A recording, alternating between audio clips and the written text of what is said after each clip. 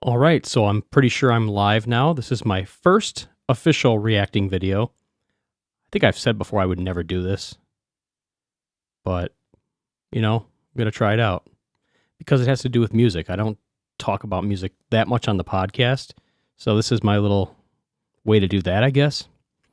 And today it's going to be Mike Mangini. Now, disclaimer, I've seen hundreds of his videos. This one I don't think I've reacted to. I saw this one maybe 10, 12 years. I don't know how it's old. And I don't remember how he plays on this one because I've seen so many other ones other than he just plays, flawlessly, like, of course, but I want to see the drumming on a song that's not Dream Theater because everything I've seen with him over the last 10 years was Dream Theater. Maybe I haven't seen this full video because I watched so many Dream Theater ones because he does so much technical stuff and it's just amazing and fun to watch. This one, he's doing a Annihilator cover, No Zone. And first off, to give you an idea, if you've never seen Mike Mangini, I've had a chance to take a lesson with him. He's incredible. I mean, one of the best drummers, if not the best drummer in the world. I mean, he's currently up there. I mean, there's always a best drummer in the world in different categories, right? There's like Vinny Colaiuta is one of my favorites. Mike Mangini. Tony Williams, one of the greatest drummers of all time. Anyways, here's like an idea of like what he does. Like he's very fast and has incredible technique. And let's do split screen and try it. So here's a clip of him just like playing with Dream Theater, one-handing a snare beat. And he's shooting a death ray across the audience. I don't know, he's pointing to everybody while he's one-handing that, so that's kind of cool. Got some cool suggestions here. Okay, so the next thing we're going to do is we're going to play a clip of him playing that No Zone by Annihilator. So here we go. Let's just start at the video.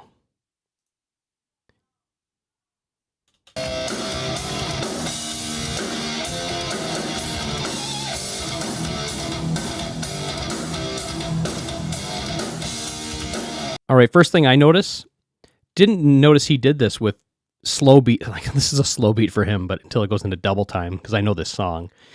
But he's doing the double kick to play the I think he's just spacing out the madness that's in his mind of drumming. Like he's slowing it down for himself because he can play stuff so much faster.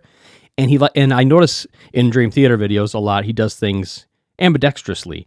Like he'll play like the beat with his left side, like leading, and then he'll play with the right side leading, like on a ride cymbal, and he does it seamlessly, and it's incredible. Let's keep this going. Just you'll notice his kick pattern. It's very cool how he's doing that. It's double time.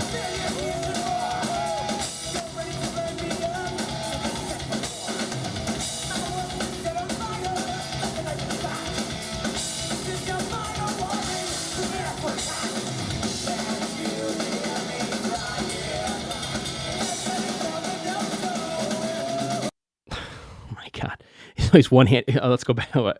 I stopped it right before he did something really cool. But you notice he's hitting a Zilbel. He's got he likes to be, or he seems to have a symmetrical setup in every possible way, even though it doesn't look symmetrical if you are just kind of glancing at it first.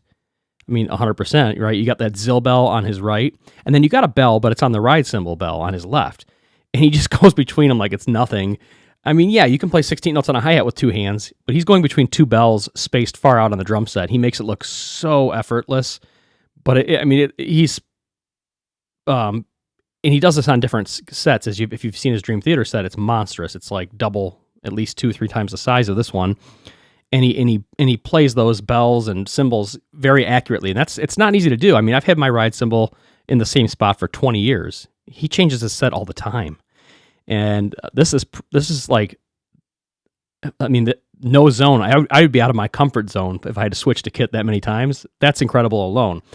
And you'll notice he has a snare drum right up here. He's got like a small snare drum and between his two toms. Now in older setups that I've seen on his videos, he'll have generally like a 6-inch tom or like a really tiny tom right here. So he does like to have like some kind of auxiliary instrument here, I would say. And last 10 years, I don't know, with Dream Theater, it's been, well, you can even see the Dream Theater logo like on that snare. I think that's their logo. Looks like it right there. But and apparently he just went into, I forgot this part. This is cool. He does a dynamic snare buildup with really fast 16th notes on the snare.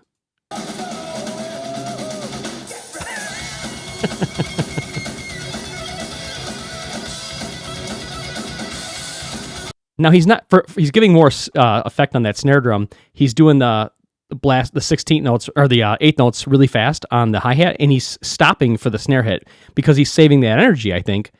Could he play them straight through? Heck yeah, he can play much faster than this. He's going 1 and 2 and, so he's hitting the snare drum between the hi-hat hits. I mean, why mask him under the hi-hat if you're not going to hear it when he's hitting the snare drum as hard like a gunshot? It's incredible.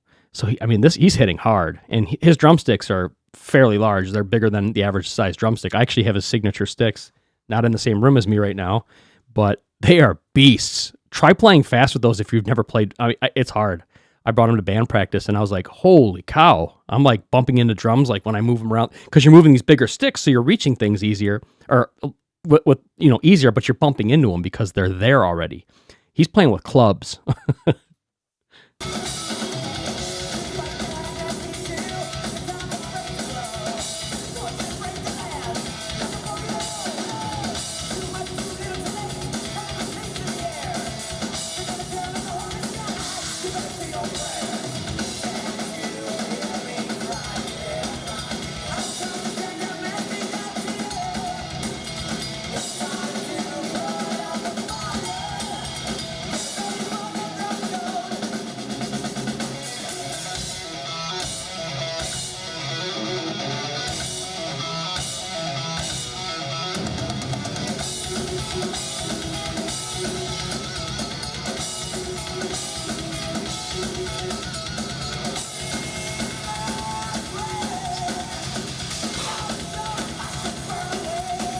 I mean, you could tell that drumstick's a club when he hits that china, and each hit is individually heard.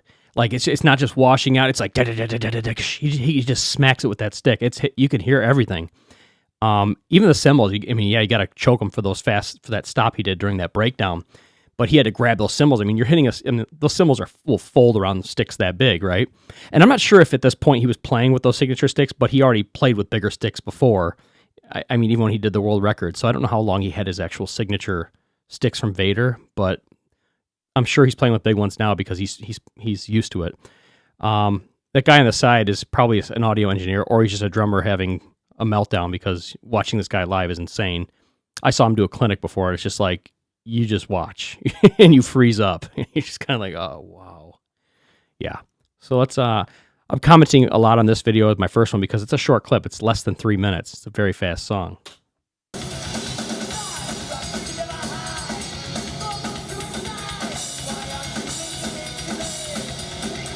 Ambidextrous.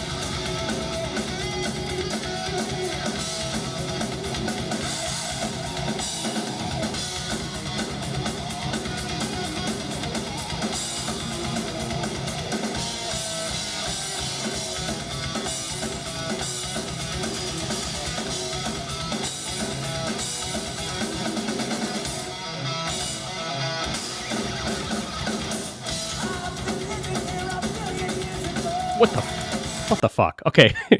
So he's adjusting his ear monitor, and he's not doing this to show off because everything he does is fast, but he just doesn't stop the song, doesn't ruin it for him.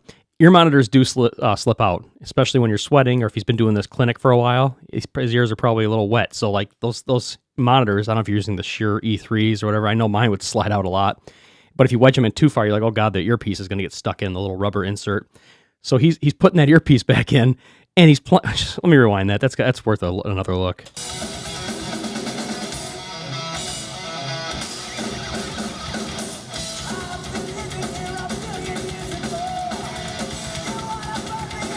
You hear the crash in the. He's playing along with it. You hear the crash in the original right there.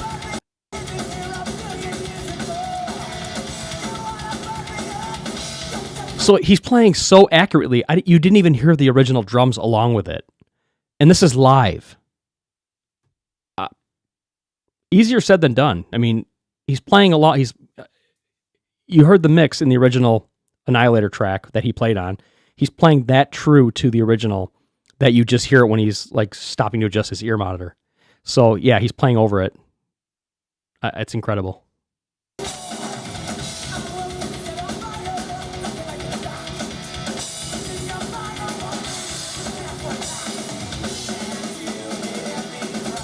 He's getting pissed at that ear monitor. I would be.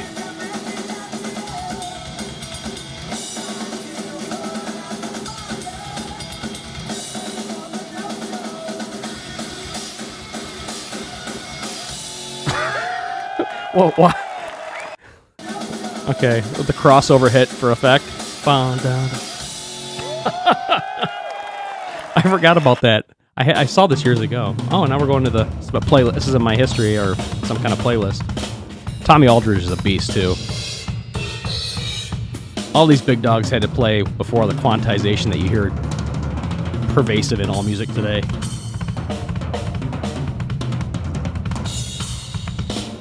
Yes. Good stuff. Anyways, thanks for watching my first video. This was a lot of fun, actually. Maybe I'll do another one. It'll probably be a drum video. So maybe I'll just have drummers that care to see them, but this is fun. Peace out.